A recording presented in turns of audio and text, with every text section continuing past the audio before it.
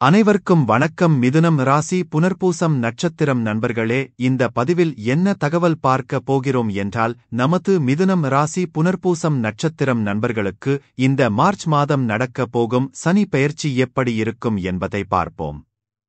நீங்கள் நமது சேனலுக்கு இதுதான் முதல் தடவை வருகை தந்து உள்ளீர்கள் என்றால் நமது சேனலை மறக்காம சப்ஸ்கிரைப் பண்ணிக்கோங்க மற்றும் பக்கத்தில் இருக்கின்ற பெல் பட்டனையும் பிரஸ் பண்ணிக்கோங்க. அப்பொழுதுதான் நாம் எந்த பதிவு போட்டோம் என்றாலும் உங்களுக்கு நோட்டிபிகேஷன் வழியாக தகவல் தெரியப்படுத்த முடியும். மிதுனம் ராசி என்பது கால புருஷ தத்துவப்படி 3ஆம் ராசி ஆகும். மேலும் மிதுனம் ராசியுடன் 3 நட்சத்திரங்கள் கொண்ட 9 பாதத்து நண்பர்களுள் அடங்குவீர்கள். மிதுனம் ராசி உபய மற்றும் காற்று தத்துவ ராசி ஆகும். இதில் புனர்பூசம் 1 முதல் 3 பாதங்கள் வரை மிதுனம் ராசியுடன் உள் அடங்குவீர்கள். மிதுனம் ராசி புனர்பூசம் நட்சத்திரம் அதிபதி குரு பகவான் என்பதால் நீங்கள் வேண்டி வணங்க வேண்டிய கடவுள் தக்ஷிணாமூர்த்தி கடவுள் ஆகும். உங்களால் முடியும் என்றால் ஒவ்வொரு வார வியாழக்கிழமை உங்கள் வீட்டின் அருகில் இருக்கின்ற தக்ஷிணாமூர்த்தி கடவுள் கோவில் சென்று வழிபாடு செய்து விட்டு வாருங்கள். அப்படி செய்து வந்தால் உங்களுக்கு வர இருக்கும் பிரச்சனைகளில் இருந்து உங்களை நீங்கள் காத்து கொள்ள முடியும்.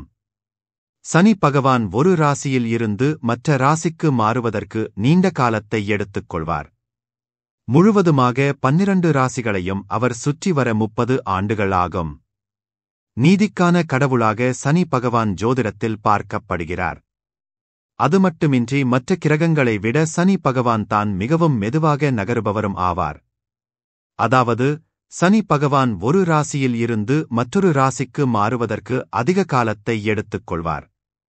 அந்த வகையில் சனி பகவான் வரும் மார்ச் 29ஆம் தேதி கும்ப ராசியில் இருந்து மீன ராசிக்கு பெயர்ச்சி ஆகிறார். ஏறத்தாழ 30 ஆண்டுகளுக்கு பிறகு சனி பகவான் மீன ராசிக்கு வருகை தருகிறார்.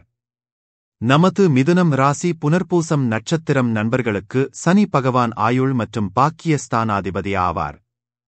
இதுவரை பாக்கியஸ்தானத்தில் இருந்த சனி பகவான் இப்போது தொழில் மற்றும் கர்மாஸ்தானத்தில் மிதுன ராசி ஆட்சி செய்யப் போகிறார். இது மிதுனம் ராசிக்கு 90% நன்மை அளிக்கும். அதைப் பற்றி விரிவாக இந்த பதிவில் பார்க்கலாம். மார்ச் 2025-29 இல் சனி பகவான் மீன ராசிக்கு பெயர்ச்சி அடைவதால் மிதுன ராசிக்கு தொழில் மற்றும் கர்மா சனி தொடங்குகிறது. இதனால் மிதுன ராசிக்காரர்களுக்கு வருமானம் அதிகரிக்கும். நீங்கள் விரும்பிய உத்தியோகம் கிடைக்கும். நீதிமான், தப்பு செய்தால் தண்டிக்கக்கூடியவர் என்று சொல்லப்படும் சனி பகவான் தான் ஒரு ராசியில் நீண்ட நாட்கள் டிராவல் பண்ணக்கூடியவர். மற்ற கிரகங்களான குரு, ராகு, கேது, சூரியன், சந்திரன், செவ்வாய் கிரகங்களைக் காட்டிலும் சனிதான் ஒரு ராசியில் 2.5 ஆண்டுகள் டிராவல் செய்வார். தற்போது கும்பத்தில் இருக்கும் சனி பகவான் குரு பகவான் ஆட்சி செய்யக்கூடிய மீன் ராசியில் நுழைய இருக்கிறார். வரும் 2025ஆம் ஆண்டு மார்ச் 29ஆம் தேதி இரவு 22:07 மணிக்கு கும்பத்திலிருந்து மீன ராசிக்கு செல்கிறார். இதன் மூலமாக கடந்த 7.5 ஆண்டுகளாக சனியின் பிடியில் சிக்கித் தவித்த மகர ராசியினருக்கு விடிவுகாலம் பிறக்கப் போகிறது. மீனத்திற்கு செல்லும் சனி பகவான் அடுத்து 2.5 ஆண்டுகள் மீன ராசியில் நீடிப்பார். இதற்கிடையில் குறிப்பிட்ட மாதம் மட்டும் வக்ர பெயர்ச்சி அடைந்து அதன் பிறகு மீண்டும் வக்ர நிவர்த்தி அடைவார்.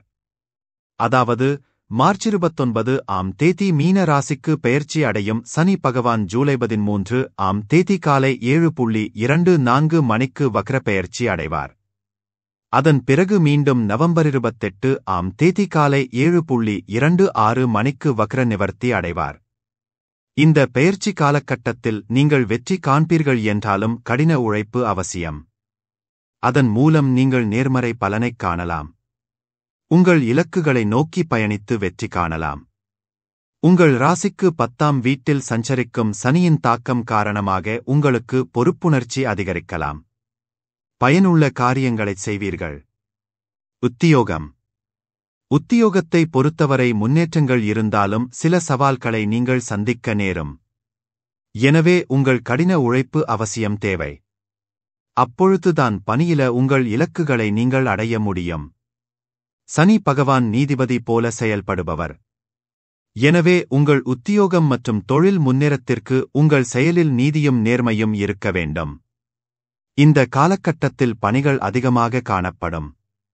சோதனைகள் இருந்தாலும் உங்கள் திறமையை பயன்படுத்தி கடினமாக உழைப்பதன் மூலம் உங்கள் முயற்சிகளுக்கான பாராட்டும் அங்கீகாரமும் பெறுவீர்கள். காதல் குடும்ப உறவு. திருமணத்திற்கு காத்திருப்பவர்கள் தங்களுக்கு ஏற்ற துணையை கண்டு கொள்ளலாம். திருமணம் சார்ந்த உங்கள் முயற்சிகள் கைகூடும். திருமணத்தில் இருந்து வந்த தடைகள் மற்றும் தாமதங்கள் விலகும். இந்த காலகட்டத்தில் உங்கள் தந்தையின் ஆதரவைப் பெறுவீர்கள். தாயுடன் கருத்து வேறுபாடுகள் இருக்கலாம். எனவே தாயுடன் சுமூக உறவை பராமரிப்பது கடினமாக இருக்கலாம். எனவே பொறுமையாக செயல்பட வேண்டும். இந்த சூழ்நிலையை சமாளித்து சிறந்த வலுவான உறவு காண அனுசரித்து நடந்து கொள்வது நல்லது. மேலும் எந்தவொரு கருத்தையும் வெளிப்படையாகவே கூறுவது நல்லது. சகோதர சகோதரிகளின் ஆதரவு கிட்டும். திருமண வாழ்க்கை. திருமணமான தம்பதிகளுக்கு இடையே உறவு சுமூகமாக இருக்கும். உறவில் நெருக்கம் மற்றும் பிணைப்பு இருக்கும். சில தற்காலிக பிரச்சினைகளை நீங்கள் சந்திக்க நேர்ந்தாலும் பரஸ்பரம் ஆதரவு அளிப்பதும் ஒருவரை ஒருவர் கனிவுடன் நடத்துவதும் சவால்கள் மற்றும் மோதல்களை எளிதாக்கும். அனுசரித்து நடந்து கொள்வதும் புரிந்துணர்வை வளர்த்துக் கொள்வதும் முக்கியம். பரஸ்பர புரிந்துணர்வும் விட்டுக் கொடுத்து நடந்து கொள்வதும் உங்கள் துணையுடனான உறவை வலுவாக்கும். நிதிநிலை. இந்த பெயர்ச்சி காலகட்டத்தில் உங்கள் நிதிநிலையில் ஏற்றம் இருக்கும் என்றாலும் நீங்கள் கவனமுடன் செயல்பட வேண்டும். வரவு செலவுகளில் அதிக கவனம் செலுத்த வேண்டும். ஆடம்பர செலவுகளை தவிர்க்க வேண்டும். நிதி குறித்த அவசர முடிவுகளை எடுப்பதை தவிர்க்கவும். கடன் வாங்குவதை தவிர்க்கவும். பண விஷயத்தில் நிபுணர்களின் ஆலோசனைகளைப் பெறவும். பணத்தை முதலீடு செய்வதற்கு முன் ஆராய்ந்து முடிவெடுப்பது நல்லது. முதலீடு மட்டும் இன்றி பணம் சார்ந்த எந்த விஷயமாக இருந்தாலும் யோசித்து முடிவெடுப்பது நல்லது. கவனமாக செயல்படுவதன் மூலம் நிதிநிலையில் முன்னேற்றம் காணலாம். மாணவர்கள். இந்த காலகட்டத்தில் மாணவர்கள் ஆக்கப்பூர்வமாக செயல்படலாம். மாணவர்களின் அறிவுத்திறன் மேம்படும். படைப்பாற்றல் வெளிப்படும். நீங்கள் கடின உழைப்பை மேற்கொள்வீர்கள். அதற்கான பலனையும் பெறுவீர்கள். உங்கள் கடின உழைப்பிற்கான அங்கீகாரம் பெறுவீர்கள். வெற்றியின் உச்சத்தை அடைவதற்கு கூடுதல் முயற்சி தேவைப்படுகிறது. உங்கள் இலக்குகளில் கவனம் செலுத்துங்கள். பின்னடைவுகள் உங்களைத் தடுக்க அனுமதிக்காதீர்கள். மேலும் உங்கள் திறமைகளை அடுத்த நிலைக்கு உயர்த்த உங்கள் திறன்களை நம்புங்கள்.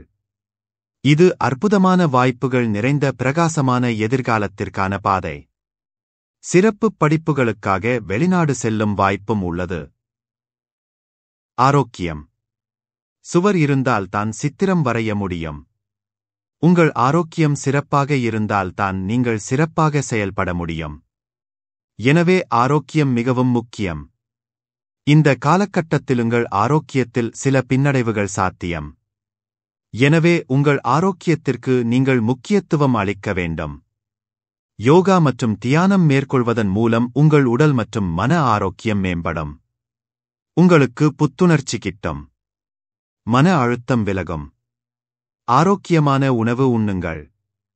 வயதானவர்களுக்கு உடல்நிலை சீராக நேரம் எடுக்கலாம். குறிப்பாக நாள்பட்ட நோய் உள்ளவர்கள் தங்களை கவனித்துக் கொள்வது அவசியம். சுவர் இருந்தால்தான் சித்திரம் வரைய முடியும். எனவே உங்கள் ஆரோக்கியம் சீராக இருந்தால் தான் வாழ்க்கையை அனுபவிக்க முடியும் என்பதை கவனத்தில் கொள்ளுங்கள். பரிகாரங்கள். சனிக்கிழமைகளில் உடல் ஊனமுற்றவர்களுக்கு உணவு தானம் செய்யுங்கள். ஒவ்வொரு சனிக்கிழமையும் விநாயகர், அனுமன் மற்றும் சனி பகவானை பிரார்த்தனை செய்து தினமும் ஹனுமான் சாலிசாவைப் படிக்கவும் அல்லது கேட்கவும்.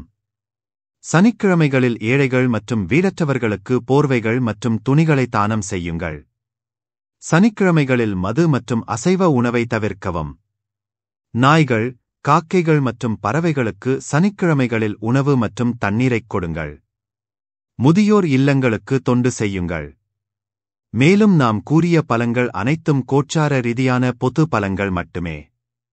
உங்களுக்கு இந்த சனி பெயர்ச்சி எப்படி இருக்கும் என்பதை துல்லியமாக தெரிந்து கொள்ள வேண்டும் என்றால் உங்களுடைய சுய ஜாதகத்தை பார்த்துக் கொள்வது நல்லது. மேலும் இந்த பதிவு உங்களுக்கு பிடித்து இருந்தால் நமது சேனலை மறக்காம சப்ஸ்கிரைப் பண்ணிக்கோங்க மற்றும் பக்கத்தில் இருக்கின்ற பெல் பட்டன் பிரஸ் பண்ணிக்கோங்க. அப்பொழுதுதான் நாம் எந்த பதிவு போட்டோம் என்றாலும் உங்களுக்கு நோட்டிபிகேஷன் வழியாக தகவல் தெரியப்படுத்த முடியும். அனைவருக்கும் நன்றி, வணக்கம்.